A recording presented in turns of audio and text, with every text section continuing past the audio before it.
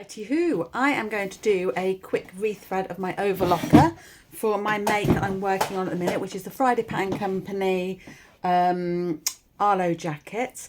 I'm using blue fabrics, black fabrics and white fabrics. So avoiding the white fabrics, which I'll sew on the other machine, I'm going to do a mixture of navy, black and blue into my overlocker because I think that'll be a nice blend.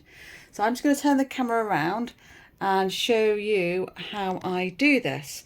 So I need a couple of instruments with me, one being the scissors and one being the tweezers, and I'm just going to snip right at the back of the machine, and I'm going to cut the threads of this brown one so that I can take all of these away. So they're now gone. Two have fallen, one's fallen in the drawer and one has stood up properly.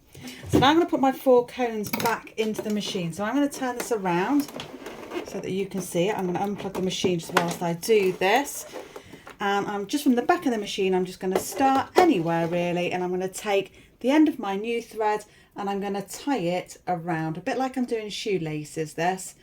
And normally I would tie 3 times in opposite directions. So this is one tie that I'm doing here.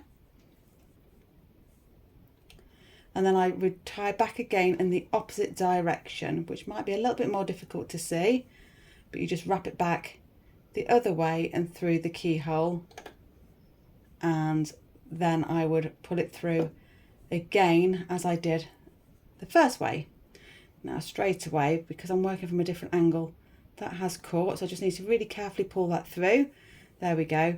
And then I would do it a 3rd time as well, but for the purpose of the demo I'm just going to do it the twice and hope that works. But yeah, you want to make this the best job you can, so it is worth doing 3 ties. And I'm just going to work to this thread now, which is my number 4 cone, and I'm going to go once to tie. Oh, I don't think that did tie actually. Always a bit strange when you've got the recorder on. Now, if during this process you're number 1 or 2, so those far left ones that go through the needles, if they come unthreaded, I don't worry too much because they're easy enough to get back in again. It's these other 2 that you want to make sure are done right. And you know, that's when you need all the gods with you really, because nobody enjoys having to rethread an overlocker, unless you've got an air threader of course. So I'm just coming over this way now. I've just gone round once, as though I'm doing my shoelaces, and then once again in the opposite direction. And then of course you would do your 3rd, but I'm gonna risk it. And then we'll do this one here as well. Now when we've done this, I'm going to turn the machine around and I'm going to turn the power on at this point. Okay. So just need to make sure that's not sliding around that knot. That's the important thing here. Because you can do them up, but they'll still sort of glide. This knot can sort of glide around. So I just give it a little tug, make sure it's not going anywhere. So now I'm going to turn it around and I'm going to pop the plug back in again. Right, so this is the important bit now. Power on, raise your pressure foot. Sorry this is bouncing. Raise your pressure foot. Taking a quick mental note of where my dials are at. They're all at number 3. I'm going to set them to 0. If I turn them to 0, it opens up all the tension discs behind each of these, meaning the threads are going to pull really nicely. I'm going to take hold of my threads here, and I'm very gently going to start working these threads down, giving it a gentle pull as I go. So we can see they've just come through here. Like I say, these 2, we do want this to be successful, but if they get knotted anywhere, it's not the end of the world. I'm keeping a closer eye on these 2 and making sure we get to this point here successfully.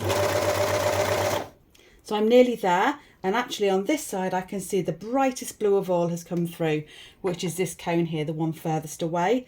So I just need to make sure that this one here now is coming successfully through.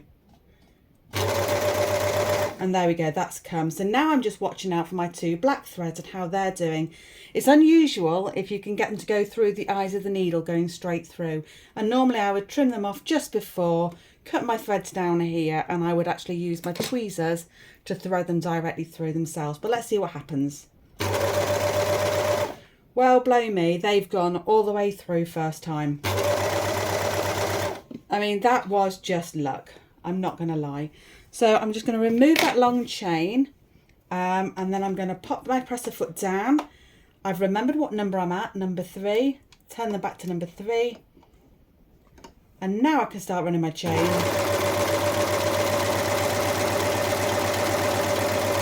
And I'll cut that off so that I can show you. So we've gone from having 0 tension, so it's loose and bobbly like that. Let me turn this around. To now taking our size back to a 3, and there we've got our beautiful chain all ready to go. So that's all you need to do. Remember, while you're taking this opportunity, whilst this machine is open and the threads are being changed, give it a quick clean through. Open up the drawers on the side if you can, and use a brushes just to have a quick flick through and remove any sort of residue from the last project you were working on. And do remember to drop that presser foot back down again before you start sewing properly. I hope that was useful. Take care. Bye bye.